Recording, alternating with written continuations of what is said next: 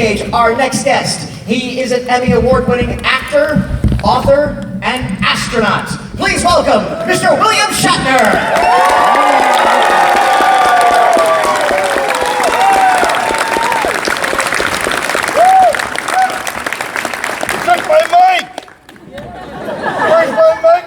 It's over here. Where are you?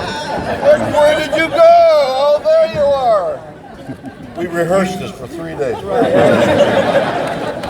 Hello, everybody. Why don't you come down? My God, there are all these seats here, way back there. Come on down. Oh, he died, didn't he? The come on down guy. You didn't know he died? Bob Barker died. Yeah, Bob Barker died. And come on down. He had gray hair. So let's talk about Bob Barker. So, there's a strike on, as you may know.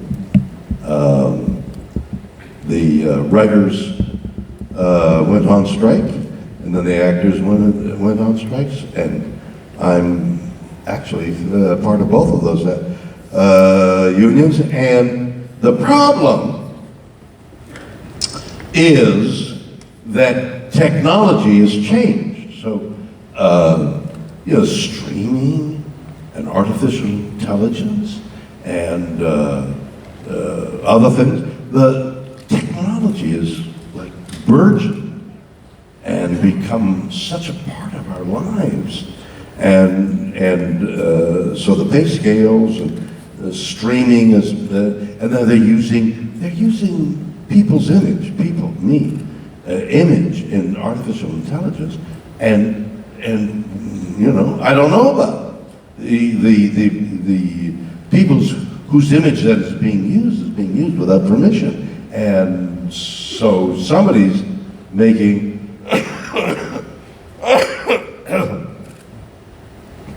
That wasn't me.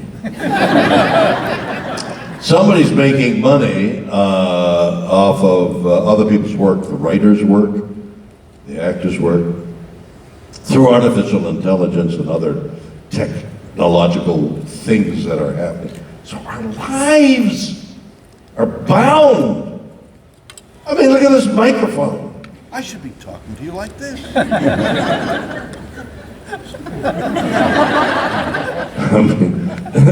So the extent to which technology has taken over is really incredible. So what I can't do is talk about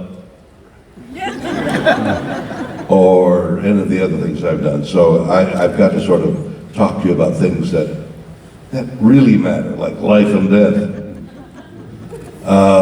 or technology. I mean, it's incredible. So I'm in my hotel room, not here in Austin, but in another city, and I'm doing something like this, and it's the night before I'm going to go to the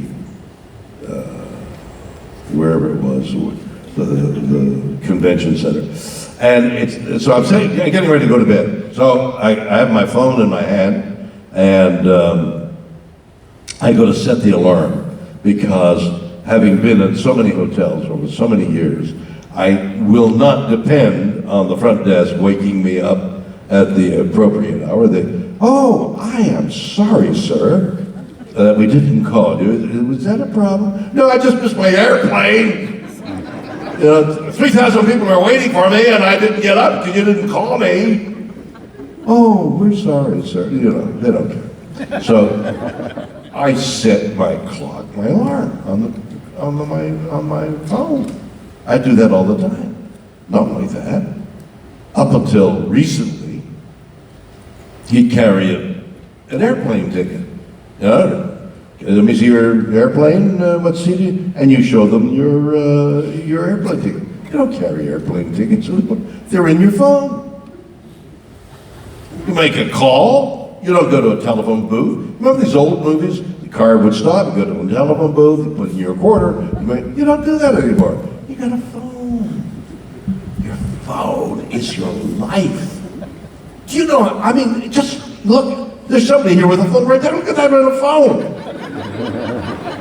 I'll bet, does anybody not have a, raise your hand if you don't have a phone.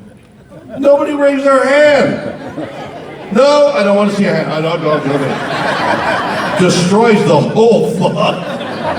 Sure, troublemaker. No, but I mean, most people, almost, essentially everybody has a phone, and we're so dependent on the freaking phone. I said freaking for the young people.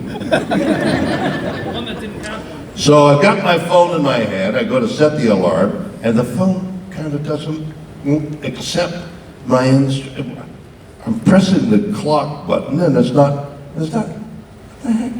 I go to charge the phone, put the charger on, and it won't, the little green thing won't go on.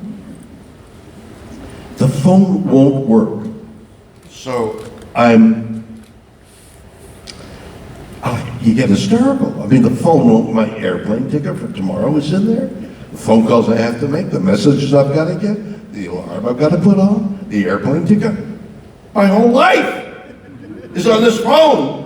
And the phone is rebelling. The phone is saying, screw you. I am not listening to this anymore. The technology was rebelling. Technology was rebelling. I mean, how many people have died when the technology has failed? The heater won't go on, the air conditioning won't go on. So, there's a network. If you were paranoid, you could say the machines are getting conscious. They're communicating with each other. Listen, I just finished reading about the 43 students that were killed some years ago in Mexico. And here in America, we wonder, where, what happened? How the 43 young people, there's an article in the New York Times today about the collusion between every member of the government, the army, the police, but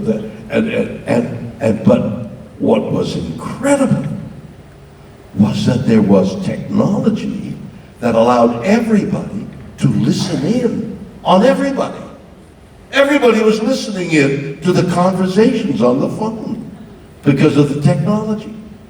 So this phone rebelled. I had no way of, I couldn't plug it in, I couldn't shut it, it wouldn't shut off. I had to outthink the technology. That's true.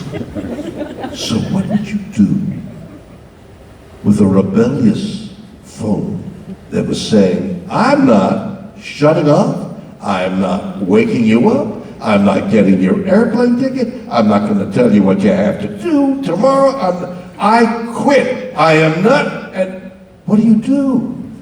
So, Johnny, go to your room, if you're not going to listen to me, you can't. What do?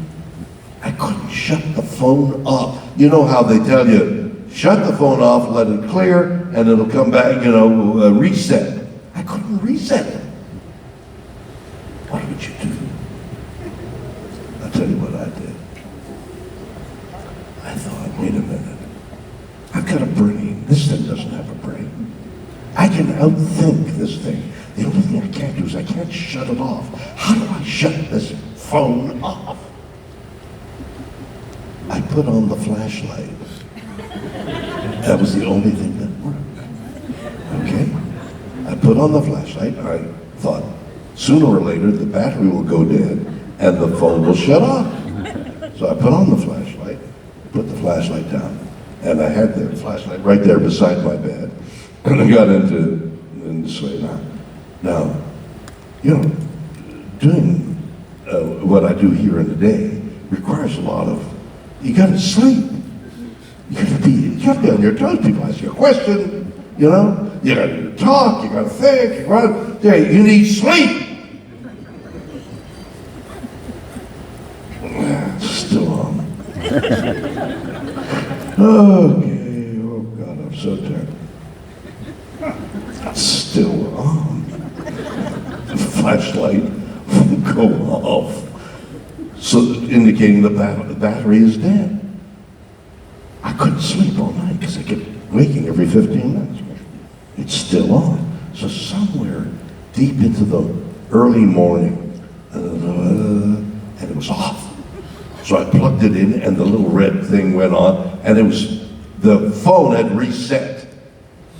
I beat the phone. Which is an example of what can happen in technology when technology rebels, because that's what we're all afraid of. So what I thought I would talk to you about is the various technological things that, because I was 6 years old in a camp that my aunt ran. There was 20, 30 children from the streets of Montreal, and up in the Laurentian Mountains, my aunt had made a camp. Her name was Rabin, R-A-B-I-N, so it was Rabin's camp. And I was in the camp, and they had some buildings around, and they said, oh, let's do a play, and when the parents come up to get the kids on Sunday, we'll have a little play. So somehow, I don't remember the details, we put on a play for the camp. A camp play with the students play, and they gave me words to say, and I said the words in front of the parents about like this, they're all looking, and the words I said must have been very touching, because when the curtain came down, when the curtain came back up, the audience had tears in their eyes. I had made the audience cry. So that started me off as an actor. I've never done anything else. I've just been an actor. So along comes a phone call about, and I accept the role, and I play Captain Kirk, and suddenly I'm the guy of the future. So now people talk to me as though I know something about the future. I don't know what I'm going to say next, let alone what the future is. But they, and so I get people who want me to do futuristic things.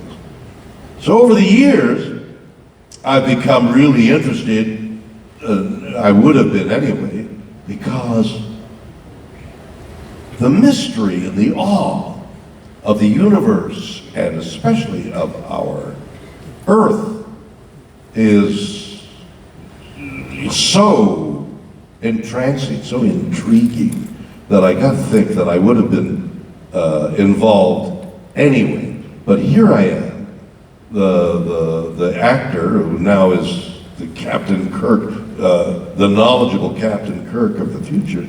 So people come up to me and every so often offer me to be part of a futuristic thing. Well, the future is technology. So I become involved in technology, for example. Beam me up, Scotty. Yeah, sound familiar? Doesn't exist, of course, because they have, from my understanding, sent one molecule from one post to the other post. So sometime in the future, long beyond my lifespan, but even his 12 is, after he's dead, there may be the possibility of beaming something with flesh from one post to another. Beam me up, Scotty is a wonderful disguise to avoid docking, putting down the gangplank, getting down the thing, you're there. And then you get on with the plot. Well, a company this year, Proto Hologram, is the name of the company, approached me and said, would you like to be part of this company? This is what we're doing. And I read, oh, that's it. It was, sure, I'd like to be part of your company. And so I signed on to be part of the company. They're not that they're going to run to me for advice, but somehow I'm part of Proto-Hologram. Now, I have a book out there now called Boldly Go. And the premise of Boldly Go, I think, because you start writing, you lose track of exactly what it is the theme is until you rewrite it. So I think the premise of my book is the universe is taking care of me. In some, I mean, the number of times that I've pulled up to a restaurant and somebody leaves a parking spot for, I call it parking karma.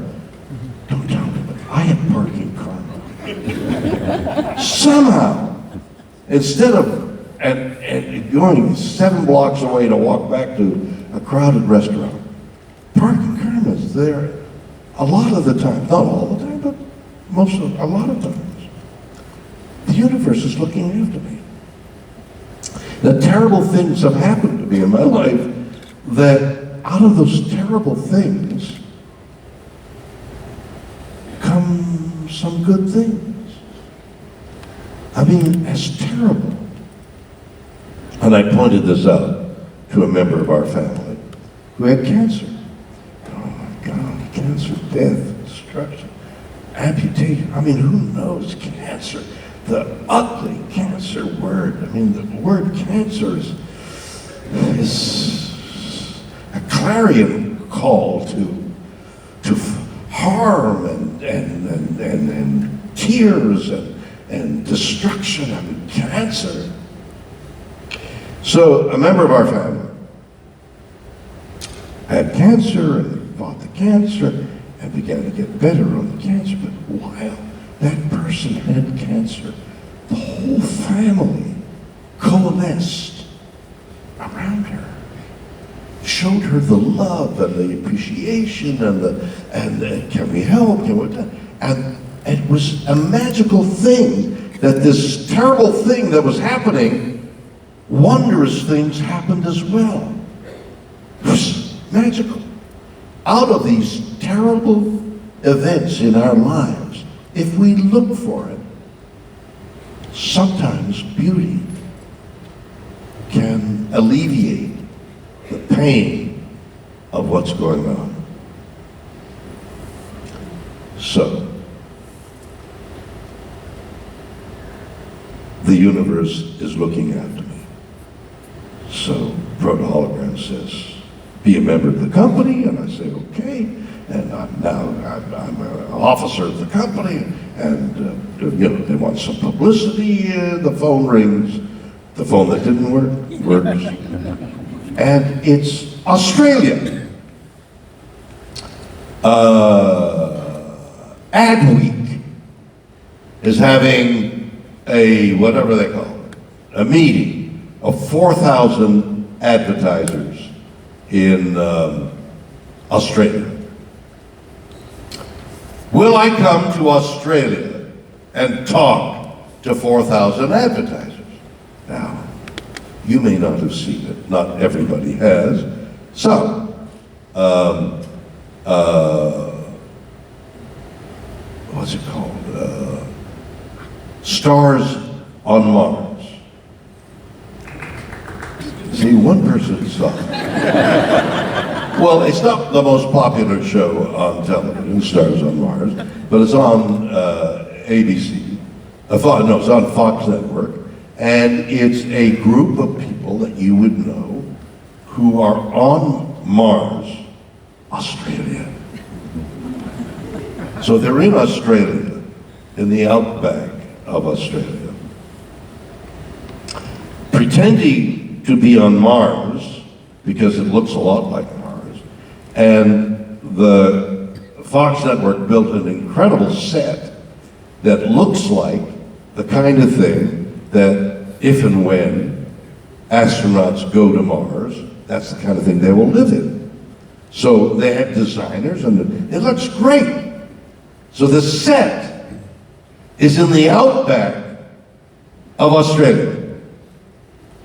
And I am like the host of Stars on Mars, and they got a large group of people that you would know to go to the outback of Australia and pretend it's Mars because it's very much like Mars. And I know because I was shooting film at Jet Propulsion Laboratory, JPL, in California. And one of the people at JPL said, "Would you like to go on Mars?"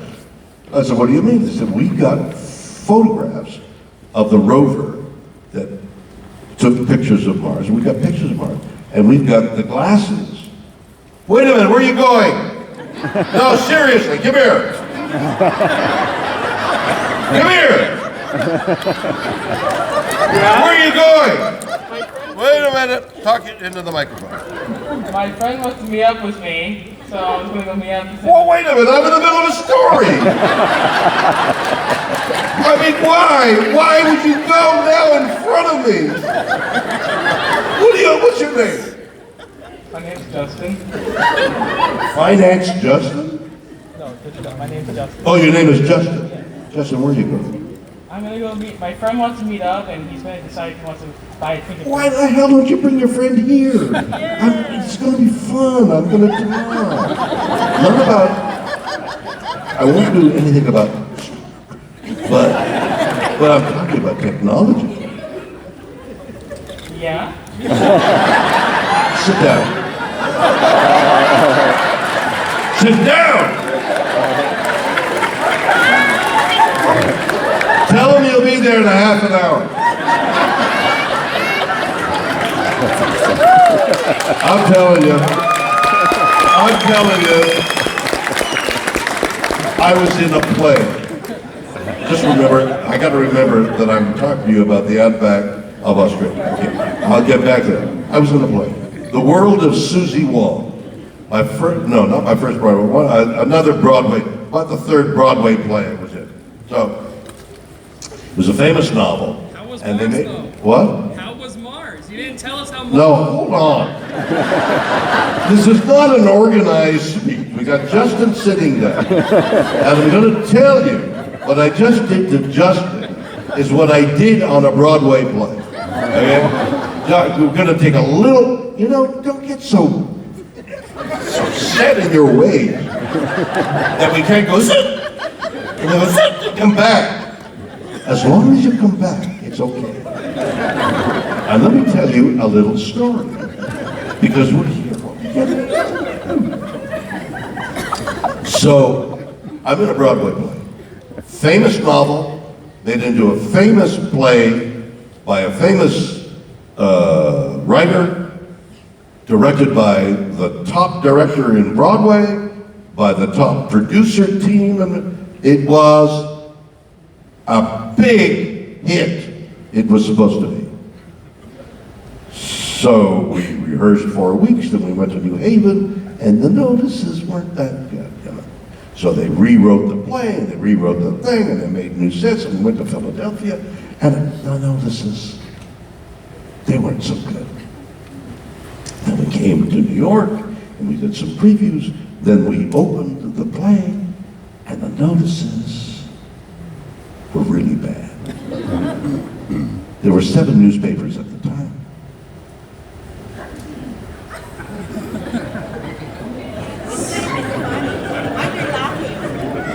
He's going to yell at you. Have you met Justin? So the notices weren't terrific. No, they were really the worst play ever on Broadway. It was an abomination. Okay, this play by all these great people. Ordinarily, you're sitting in Sardi's and the notices come in, and you realize you're not going to have that job the next night. They're going to close the play. They couldn't close the play because of all this all these great people who were connected to the play. Everybody thought the play was going to, you got to see the play, you got to see The World of Susie Wong, you're going to go see. So they had a 3-month advance. Now, if you close the play the next day, you're going to give the money back. They are not going to give the money back. So the play had to run. So we started to play in front of a sold-out audience, this play that got 7 turkey notices, and justifiably, so that every night I was the leading character, so I'd be on stage, and some, what the hell? Did you make justice? So I'd be playing in front of an audience, and a whole row would get up and leave. You're laughing. Imagine being on stage, I love you, my darling. What was that? And a whole row of people would get up and leave. And the seats clap, you know? You sit up and the seat goes, whoop. So you're not only, they think, let's get the hell out of here. The seats are clapping. I love you, what? So, somewhere in the middle of a play, like the second or third night, people are getting up. Her name was Susie Wong. I said, Susie, sit down! People went, huh? And they sat down. And there was a little titter, you know, a little laugh. Oh. Every time somebody went to get up, I'd say, sit down! Susie, addressing the person on the stage. And I began to talk a little more like this, a little faster. In the 3 months that we had to run, I took 15 minutes out of the play, out of the running time of the play. The play, instead of being a turgid drama about Susie Wong, became a comedy. People started to laugh. We ran for 2 years. All because I told Justin to sit down. Okay, I'm back to now the Outback. You okay now? All right. So we're in the Outback of Australia. Now, the Outback of Australia is one of the severest, I don't know the word, supreme deserts on Earth. I mean, the Sahara, we got our own little desert here, but the Outback is it's ugly. No, it's not ugly. It's beautiful in its starkness and its lack of water. All it's got is opals. We were at Cooper Pedy in the Outback, about 500 miles into the desert, and it's the opal capital of the world, or of Australia, certainly. The coincidence of being at Cooper Pedy is, again, like the universe is taking care of it.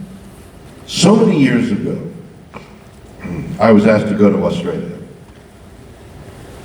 to do something, give some award or something or other. And they said, if you come, you know, is there something you like to do that we'll help you do it? So I said, well, and this is something I'm not proud of now, but at that time it was considered good behavior. I would hunt with a bow and arrow. So I said, well, I like to hunt with a bow and arrow. They said, well, we'll take you hunting. We'll take you into the wilds of Australia. And I said, and I fly airplanes. I love to fly.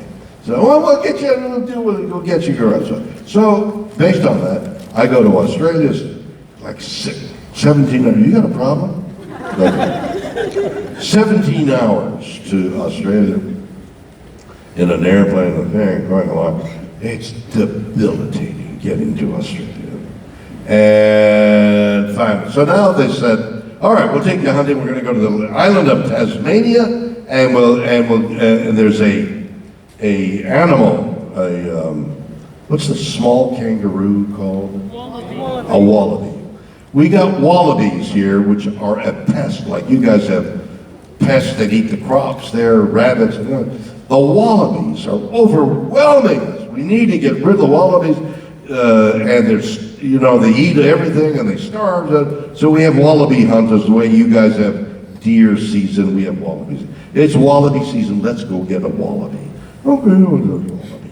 So now I go with a guide and we go to the island of Tasmania, and there's forests over there. And short of the forest, the guide says, let's sit down here, and the sun is going down.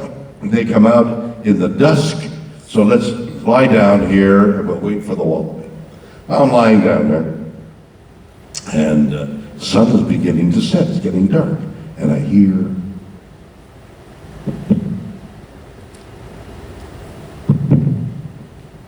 what's that?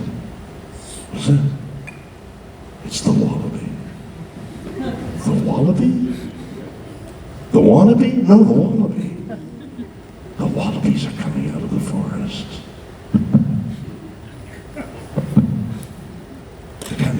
They're little kangaroos, they jump.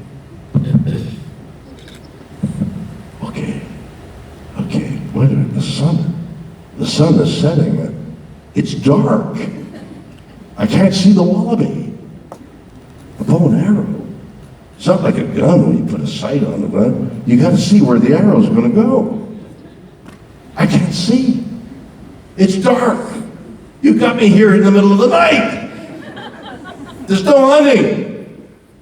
Go back to the, what's the name, Waltzing Matilda?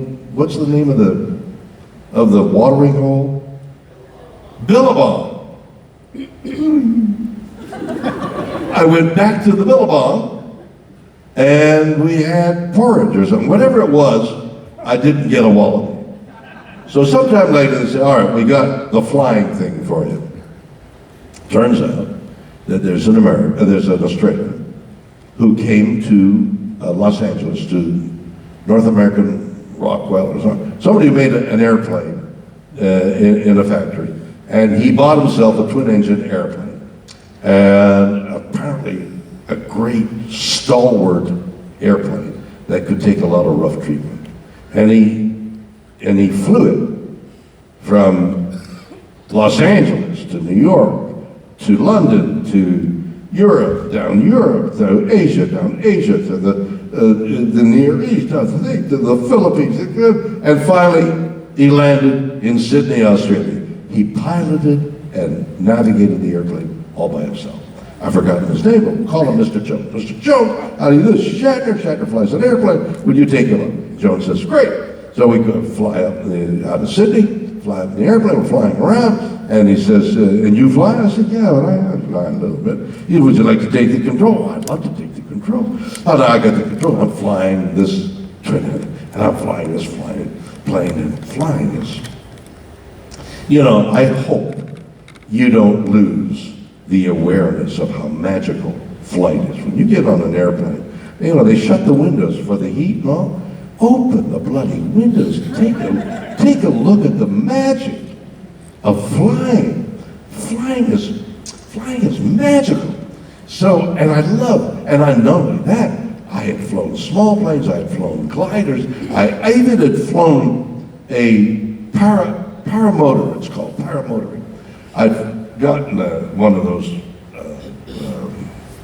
parachutes that are kites, and a motor with a propeller strapped on my back, and if you can get to 12 miles an hour, that's flying speed. You jump into the air, and you're flying about 25 miles an hour. You're flying with the birds. I've done all that. I love flying. And I'm in this big airplane, and way over there, I see thunderheads. Now, in gliders, you're taught about thermals, updrafts, downdrafts, and thunderclouds have updrafts and downdrafts. Sometimes so powerful that it could shear the wing off the airplane. But not really. But a glider is built to go around. So I said to this guy, it's a powerful airplane.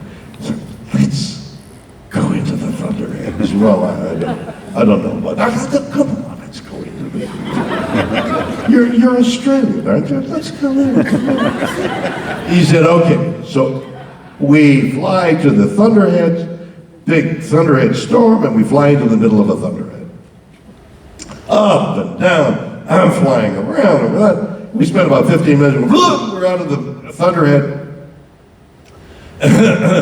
And the guy turns to me and he says, listen, I've piloted this, I've navigated this airplane from Los Angeles to London to Paris to Istanbul and I finally got to Sydney. Days and days. I mean, I knew exactly where I was every moment of the time.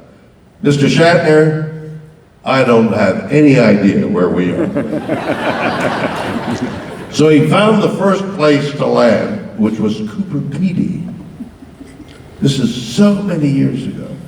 And I'm looking around Cooper Pedy while he gets his bearings, and it's the middle of nowhere. There were people waiting at the airport, at the little landing strip, and they were waving at us until I realized they weren't waving at us. They were brushing the flies. The flies. There are flies in the desert. When I was shooting Stars on Mars outside, the flies would attack you. They were looking for moisture. Please give us something to drink. The flies that get in your eyes, they up your nose. You go to say hello, and they go over in the mouth. They're in your ears. They're getting into your pants. They're flies everywhere. It was a nightmare of flies. I couldn't stand. When I was leaving, I had PSTD. Flies. I got into the car to leave. Finally, 2 weeks, I'm leaving. There's a fly in the car. Get rid of the fly. I can't stand it.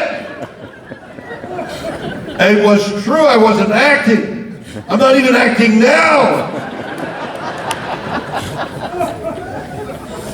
So I had been in Cooper Pedy with this poor pilot who had gotten lost. I had seen Cooper Pedy. Now I'm back in Cooper Pedy, and I have to act in front of a fly. I had to get out of there. But I had been, and it's the opal capital of the world. So I went to an opal dealer guy. I said, what do you can you acquaint me with opals? And so he talked to me about this guy that was selling opals in it's so hot there that the only place they can live is in the earth. So when I was there first, they dug out the earth and the opals by shovel. Now they had some machinery that went in there. And so if you were in a room, the room had no windows, it was inside the earth, but every room in every house, in every building in Cooper Pedy has claw marks where the machinery clawed out the earth. That's what you're living in. So I said to the dealer, the opal dealer, I'd like to buy some opals for my family. Can you show me where he takes me out to the opal mine, and we're walking around the opal mine, and it's out, and they can't dig in. They must dig in. This was an open opal mine, and so he had a machinery that he clawed back, and now he's in the earth, and he's getting pieces of rock that have opals in it. And I go back with him to his place where he's selling opals on the main street, and he grinds down the opals, and they haven't shipped yet. So I got some opals from the opal mines for my family, which was the only benefit, other than working for Fox, of being in Cooper Pedy. But the universe was working in that I got the opals, and I'm telling you this story. So, what he told me about the opals at night, there's a drug problem. In the 1,500 people that are in Cooper Pedy, there's a drug problem. And the people who are don't have any money but need the drugs come out at night, and it gets cold at night, and they put up their hoods, and they got the dark glasses and the hoods, and they got a little light where the opals will shine if the light strikes them, and they're like voodoo people who haunt the closed opal mine, the open opal mines. They haunt, they're ghouls. The opal ghouls, they call them. And it's dangerous at night because they're looking for an opal that they can sell at the next day in order to get drugs. Incredible.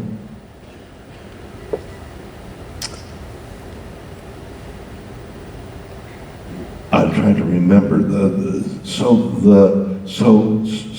that was Australia. Got it. Okay, so now I'm back. So now, Proto Hologram, the company that asked me to join them, I get this call from Adweek saying, would I come to Australia? This is a month or two after I'd shot Stars on Mars. I said, I'm not coming back to 17, it took 25 hours to get to Cuba. 17 hours, but wait a minute. Would you guys accept me as a hologram? If I beamed up to Sydney, would you accept? Oh my God! Absolutely. I go back to Proto Hologram. I said, I got a job for a hologram. They said, well, we haven't. I said, this is a job, 4,000 people. So we put it together. The Proto Hologram required a telephone booth size thing in which my image would be projected. My 3D image would be projected. They had a famous Australian as master of ceremonies, 4,000 people in the audience. This phone booth kind of thing is there. I'm on a stage in the San Fernando Valley in Los Angeles, and this new technology is ready. We had rehearsed a little bit, a few minutes before the 4,000 people got into the seats, and we're ready. I'm standing in front of the camera. I can see, they've got a camera on the top of the telephone booth so I can see the audience. The audience can see me. I'm beaming in from the San Fernando Valley to Sydney, Australia. I'm beaming in. And the only problem is when the master of ceremonies said, and here is William Shatner beaming in, it didn't work. Just what you did. There were 7 or 8 of the major investors in Proto Hologram on the stage over there. And they said, here is William. It's not working. And I can see them. It's not working. Can you? And I'm like, it's like I'm raising my voice, like they can you hear me? Like, they're 7,000 miles away. What, can you hear me now? You know, like you're gonna hear me. For 5 minutes, the investors are going, oh my God. And the people there, 4,000, it doesn't work. There's technical, it worked. And I did an hour in front of Adweek, and the technology worked. So that's a case where the phone that wouldn't work, I outsmarted the phone. Somebody outsmarted, because the trouble was back there, somebody pushed or pulled the correct switch and went on. And I was beamed into Sydney, Australia. After I finished that, the company, Proto-Hologram, said, what we think our business is chat boxes. We are going to make boxes that are artificial intelligence, and I'm sure you've heard of it, where you can talk to a chat box and it answers you back. Now, I've done some work in that. In fact, I got most intrigued when I heard this story. I wonder if you guys have heard it. A while ago, a young man who was scheduled to marry his fiancée dies in some manner, and he, so filled with grief, goes into his bedroom and doesn't want to come out. And I don't remember how somebody got a little robot, a little computer thing that he could talk to. And somehow he starts talking to this little primitive chat box. And he says things like, you know, remember darling, remember Jeannie, how we took that walk on the beach and how beautiful it was. And so sometime later he might have said, do you remember that walk we had? And the artificial intelligence remembers what it was fed and says, yes, it was that beautiful night. Yes, it was. And do you remember? And he begins to talk to his dead fiancée. And the machine, being fed by his remembrance, remembers with him. And he lives and comes out of his grief. I heard that story about the beauty that this artificial intelligence can give us. They put a chat box beside me, much more sophisticated. I interviewed a gentleman who was the head of the most complex computer in the world. It was fed everything written in English. Everything in all the libraries, presumably, in the world was inside this computer. So we know computers know what 2 + 2 is, but how do they know what love is, or what justice is, or how we feel? It doesn't feel. And yet, so I sat beside this computer, this artificial computer that was in a box, like a hat box, but that high. And I'm sitting like I am here. Oh my God, I haven't drunk my water. And I said to the chat box, I started a conversation. And then you press the little thing on the screen, and it answers you. So I said, what's your name? And I said, do you know what love is? And it answered, if I remember correctly, I'm not programmed to do no love, but because what it was referring to was all the philosophers who talk about love. So it knew about love from Plato, from Aristotle, from, Einstein, but all the poets. It had more knowledge about what other people thought about love than any human being. So, isn't that what happens to us? Aren't we go to school at 5 and 6 years of age, and the teacher says, 2 + 2 is 4, Johnny, and love is, you got to care, and you got to love, and be kind, and enjoy, and the child is learning from the teacher, the mother, father, school teacher. Aren't we just feeding back what we've learned from other people's knowledge? Are we not computers, in a way? The difference, of course, is feeling. Can the computer feel? Or can the computer speak about feeling? The technology is coming close to that. I talked for about an hour with this computer. I had an engaging conversation with this technology.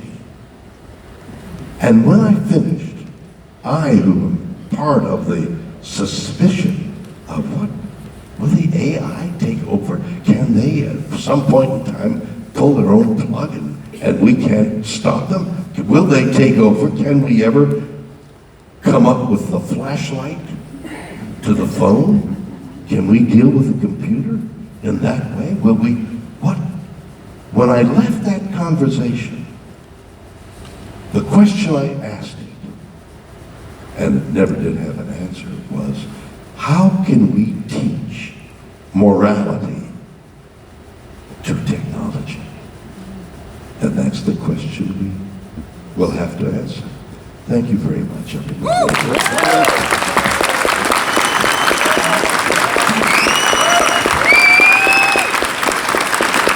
Thank you. You can go now.